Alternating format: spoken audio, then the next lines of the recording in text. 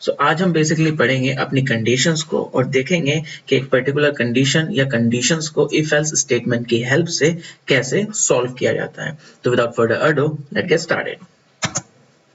So first हमारे पास आता है कंडीशन। बेसिकली इफ एल्स को पढ़ने से पहले हमें ये पता होना चाहिए कि एक बेसिक कंडीशन क्या होती है या हम क्यों इफ एल्स को यूज कर रहे हैं। ओके, सपोज कीजिए मेरे पास एक वेरिएबल है x नाम का। ओके, और मैं इसको कंपेयर कराना चाहता हूँ 10 से। ओके, 10 से कंपेयर कैसे कराना चाहता हूँ? मैं 10 से कंपेयर करके देखना चाहता हूँ कि जो x वेरिएबल है ये बिगर है, बड़ा है 10 से, या फिर छोटा है मतलब स्मॉल है 10 से। तो मेरे पास ये दो सिनेरियोज हैं, दो कंडीशंस हैं जिसमें मैं चेक करना चाहता हूँ x की वैल्यू 10 के साथ। तो अगर x की वैल्यू, और मैं फिर बाद में चाहता हूँ कि अगर x की वैल्यू जो है वो बड़ी है 10 से, तो मैं टाइप कराना चाहता हूँ बिग। Okay, BIG big. और अगर हमारी x की वैल्यू छोटी है 10 से, तो मैं टाइप चलाना चाहता हूँ स्मॉल। ओके, तो ये मेरे पास दो कंडीशन हो गई यहाँ पे। अगर x की वैल्यू बड़ी होगी तो बिग टाइप हो, और वरना x की वैल्यू अगर छोटी होगी तो स्मॉल टाइप हो। तो इस होल सिनेरियो को, इस होल प्रोसीजर को हम बोलते हैं कंडीशन। कि ये कंडीशन है और वो कंडीशन डिपेंड किस पर है? वो डिपेंड करती है x की वैल्यू पर कि x की वैल्यू यूजर क्या एंटर करेगा। ओके, तो इसे हम बोलते हैं एक बेसिक सी कंडीशन जो हम रिजॉल्व कर सकते हैं अपने इफ एल्स स्टेटमेंट से। तो क्या हुआ अभी तक ये पता चला कि x एक नंबर है। फिर मैं चेक करना चाहता हूँ कि क्या x 10 से बड़ा है या 10 से छोटा है या 10 से इक्वल है। तो ये तीनों हमारी कंडीशंस हैं जो जिन्हें हम नाम देते हैं कंडीशन का, या एक हम इसे बोल सकते हैं सिनेरियो जो हम अपने कोड से सॉल्व करना चाहते हैं। तो कैसे हम इसे इफ एल्स कंडीशन से सॉल्व करेंगे? ओके, तो इफ एल्स हम क्या बोल सकते हैं कि इफ एल्स स्टेटमेंट क्या है? इफ एल्स स्टेटमेंट एक कंडीशनल स्टेटमेंट है जो किसी भी कंडीशन को सॉल्व करने के काम आता है। ओके, मान लीजिए मैं यही वाला हम एग्जांपल लेते हैं x की वैल्यू को रिजॉल्व करने वाला, कि x की वैल्यू पर्टिकुलर नंबर से या 10 से कंपेयर कराने का एग्जांपल। ओके, तो मुझे क्या करना है? मुझे सबसे पहले इफ को डिफाइन करना होगा कि इफ के अंदर मैं कंडीशन दूंगा एक, कि इफ मैं लिखूंगा इफ और ब्रैकेट के अंदर एक कंडीशन दूंगा। वो कंडीशन क्या होगी? वो कंडीशन वो फेवरेबल कंडीशन होगी जिसे मैं ट्रू कराना चाहता हूँ। मान लीजिए मुझे सबसे पहले ये देखना है कि क्या x की वैल्यू 10 से बड़ी है, तो मुझे लिखना, इस कंडीशन के अंदर मुझे लिखना होगा या चेक कराना होगा कि क्या x जो है वो बड़ा है 10 से। ओके, अगर ये जो कंडीशन है ये ट्रू होती है, ये कंडीशन ये ट्रू होती है, तो इसका क्या मतलब होगा? इसका मतलब होगा कि इफ कंडीशन ट्रू है, और ट्रू के बाद कंपाइलर क्या करेगा? कंपाइलर इन इफ कंडीशन के अंदर लिखे हुए या इफ स्टेटमेंट के अंदर लिखे हुए कोड को एग्जीक्यूट करना स्टार्ट करेगा।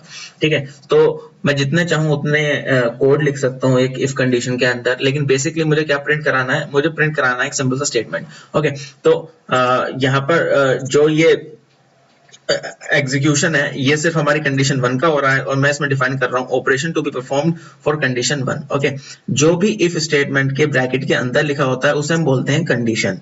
ओके, कंडीशन और इफ स्टेटमेंट को एग्जीक्यूट होने के लिए उस कंडीशन का ट्रू होना बहुत जरूरी है। अगर वो कंडीशन ट्रू नहीं होगी तो इफ स्टेटमेंट हमारा एग्जीक्यूट नहीं होगा।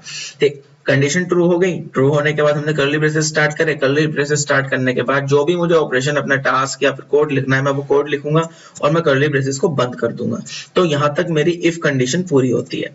ओके, ये सिंपल सा एक सिंटैक्स है इफ कंडीशन को यूज करने का। इफ कंडीशन डिफाइन करी, कंडीशन के लिए ऑपरेशन डिफाइन करा, और ऑपरेशन के बाद मैंने इफ कंडीशन को बंद कर दिया।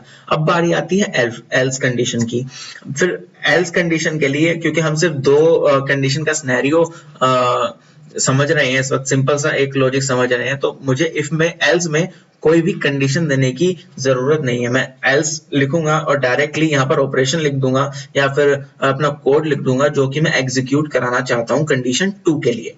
ये कोड इफ का कंडीशन 1 के लिए, ये एल्स कंडीशन 2 के लिए, और मैं इस एल्स को फिर बंद कर दूंगा। ओके, एक और चीज, सेकंड चीज हमारे पास जो है वो ये है, अगर मेरी ये कंडीशन ट्रू नहीं होती, मतलब ये कंडीशन मेरी हो जाती है फॉल्स। ओके, सपोज कीजिए x की वैल्यू मैं यहाँ पर चेक करा रहा हूँ, x की वैल्यू बड़ी है 10 से। मैं ये ऑपरेशन या फिर ये लॉजिक मैं यहाँ पर चेक करा रहा हूँ कंडीशन में, और ये फॉल्स हो जाती है।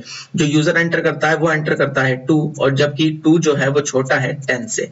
तो जो मेरा कंपाइलर है वो सिर्फ इस कंडीशन को चेक करेगा, और इस कंडीशन के फॉल्स होते ही वो डायरेक्टली जंप कर जाएगा एल्स पर, वो बॉदर भी नहीं करेगा कि अंदर इन कर्ली ब्रेसेस के अंदर क्या लिखा हुआ है या मुझे चेक करना चाहिए या नहीं करना चाहिए। ओके, तो इफ स्टेटमेंट को एग्जीक्यूट करने के लिए, एग्जीक्यूट होने के लिए हमारे बेसिक रिक्वायरमेंट क्या है, जो कंडीशन है इफ स्टेटमेंट की वो ट्रू होनी चाहिए। अगर वो फॉल्स हो जाएगी तो कंपाइलर डायरेक्टली एल्स पे जंप कर जाएगा, और अगर एल्स नहीं है, हमने एल्स नहीं लिख रखा, तो वो डायरेक्टली आउटपुट दे देगा हमें जो भी हमारा कोड होगा, मतलब हमारा टर्मिनेशन हो जाएगा, कंपाइलर टर्मिनेशन हो जाएगा स्क्रीन से।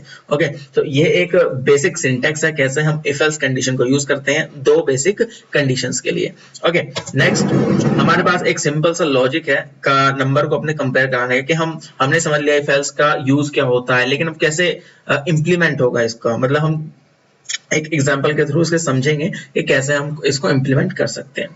ओके, तो एग्जांपल हम ले रहे हैं एक नंबर को दूसरे नंबर से कंपेयर कराने का। ओके, तो सबसे पहले क्या होगा, हम इनिशियलाइज करेंगे x को। x हमारा एक वेरिएबल है, x जो कि हम चाहे तो खुद एंटर कर सकते हैं या हम अपने यूजर से एंटर करा सकते हैं। ओके, तो हमने अपने x की वैल्यू यूजर से एंटर कराई, फिर हमें क्या करना होगा, सेकेंड पॉइंट में हमें कंपेयर करना होगा इस x को दूसरे नंबर से, मतलब वो दूसरा नंबर मैं ले रहा हूँ से 10 यहाँ पर, तो x को मैं कंपेयर कराना चाहता हूँ 10 से और देखना चाहता हूं कि x की वैल्यू जो है 10 से बड़ी है या छोटी है। तो नेक्स्ट ऑपरेशन क्या होगा कि अगर x की वैल्यू जो है वो बड़ी है तो क्या प्रिंट हो जाए, बिगर। ठीक है, और लास्ट ऑपरेशन होगा हमारा कि अगर x की वैल्यू छोटी है तो क्या प्रिंट हो जाए, 10। ओके, तो x सबसे पहले इनिशियलाइज होगा, इनिशियलाइज होने के बाद ऑपरेशन परफॉर्म होगा, मतलब कंडीशन का ऑपरेशन परफॉर्म होगा, चेक होगा कि क्या x की वैल्यू बड़ी है या छोटी है, बड़ी है तो बिगर टाइप होएगा, स्मॉलर है तो स्मॉलर टाइप होगा। ओके, तो ये एक बेसिक सा लॉजिक है जो हम अब एग्जीक्यूट करेंगे। ओके, तो आज जो हम प्रोग्राम लिखेंगे, आई मीन जो कोड हम देखेंगे या डेवलप करेंगे, वो होगा biggest of two integers using if else condition. So biggest of two integers at biggest of two number का मतलब है कि अगर मैं यूज़र से कहूँ कि दो नंबर एंटर करो, num1 एंड num2। ओके, तो जो हमें जो फंक्शनैलिटी इस प्रोग्राम में इस कोड में करनी है वो होगी कि हम उन दोनों नंबर्स में से, उन दोनों इंटीजर्स में से ये फाइंड आउट करेंगे कि उनमें से बड़ा कौन है न्यूमेरिकली, मतलब बड़ी डिजिट या बड़ा इंटीजर कौन सा है उन दोनों न्यूमेरिकल में। तो मेरे पास एक ये कोड है यहाँ पर जहाँ पर दो इंट टाइप के डेटा वेरिएबल्स हैं, num1 एंड num2। कुछ printf के स्टेटमेंट्स हैं, फिर मैंने यूज़र के लिए एक स्टेटमेंट लिखा है, एंटर द फर्स्ट नंबर, और फर्स्ट नंबर को मैंने num1 में स्टोर करा लिया है, and then there is second printf statement जिसमें एंटर द सेकंड नंबर, और यहाँ पर मैंने इसको स्टोर करा लिया, इसकी सेकंड नंबर की वैल्यू स्टोर मैंने करा ली है num2 के अंदर। यहाँ से हमारे कोड की मेन फंक्शन स्टार्ट होते हैं जो हमें कोड डेवलप करना है। हमारा मोटो क्या है कि इन दोनों नंबर में से ये फाइंड आउट करना है कि इनमें से बड़ा इंटीजर कौन सा है, and using the if else या नेस्टेड इफ एल्स सिंटैक्स। तो सबसे पहले हम एक इफ कंडीशन देंगे, और इफ कंडीशन के अंदर हम कंडीशन डालेंगे कि अगर num1 is greater than num2, okay, मतलब फर्स्ट नंबर हमारा सेकंड नंबर से बड़ा है, तो यहाँ पर हम एक printf की स्टेटमेंट देंगे इस इफ़ कंडीशन के लिए, जो कि होगी /n से first number is the biggest, first number is the biggest.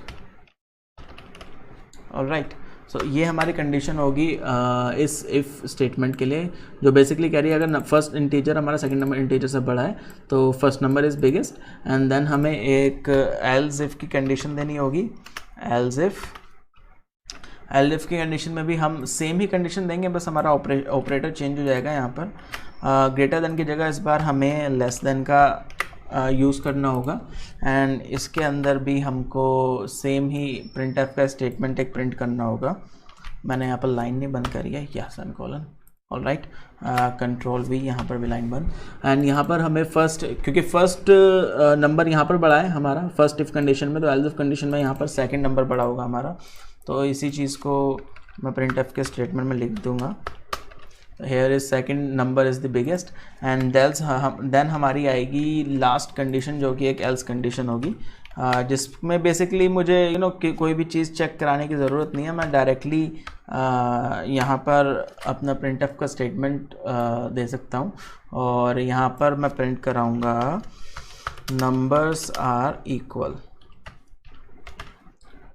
इक्वाला नहीं, इक्वल्स, नंबर आर इक्वल। और यहाँ पर भी लाइन को बंद कर दिया। यस, तो पैरेंथेसिस सही है, यहाँ पर भी सही है, यहाँ पर भी सही है, यहाँ पर भी सही है। इसको कंपाइल करते हैं। So C program biggest of 2 numbers using if else conditions. Enter the first number, मैं एंटर करता हूँ 1। एंटर द सेकंड नंबर, मैं एंटर करता हूँ से 2। So second number is the biggest and हम प्रोग्राम से बाहर आ गए। एक बार और इसको रन करते हैं। तो एंटर द फर्स्ट नंबर, मैंने एंटर करा 5। एंटर द सेकंड नंबर, मैंने एंटर करा 3। First number is the biggest, all right. फिर से एक बार इसको रन करते हैं। Enter the first number 7, second number 7 and numbers are equal. तो हमारी तीनों ही कंडीशन रन हो रही हैं एंड तीनों ही कंडीशंस के लिए आंसर हमारा एकदम सही आ रहा है। तो इस तरीके से हम बिगेस्ट ऑफ 2 इंटीजर से बिगेस्ट ऑफ 2 नंबर में हम बेसिकली कोड कर सकते हैं ये प्रोग्राम इफ़ एल्स की कंडीशन को यूज़ करके। और अब इस सेम ही कोड को एक से ज़्यादा तरीके होते हैं बनाने के। हम इसको फंक्शन की हेल्प से भी बना सकते हैं, बिना इफ़ एल्स कंडीशन को यूज़ कर भी बना सकते हैं। मैं उस चीज़ को कवर करूँगा नेक्स्ट वीडियो में।